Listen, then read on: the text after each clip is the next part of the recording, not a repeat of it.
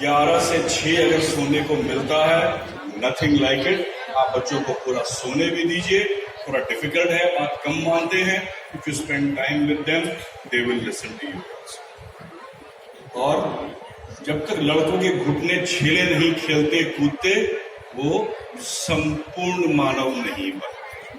खेल कूद बहुत जरूरी है, खूब खेलें। कोई बच्चा कितना भी खेलेगा, पढ़ाई के अलावा भी खेलेगा, उसका सिर्फ फर्क 1% आता है, परसेंटेज शायद कम आए। कोई बड़ा लॉस नहीं है अगर बच्चा खेल कूद के अपने को तंदुरुस्त रख रहा है और दुनिया को देख रहा है। इतने हम लोग खेलते हैं टीम गेम्स, पर्टिकुलरली एक दूसरे की साइकोलॉजी समझने में बहुत हेल्प करता है।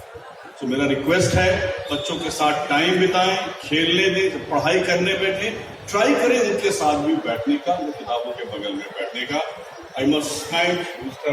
Harit and Pranav for giving me the chance to come here. Thank you very much. Thank you all.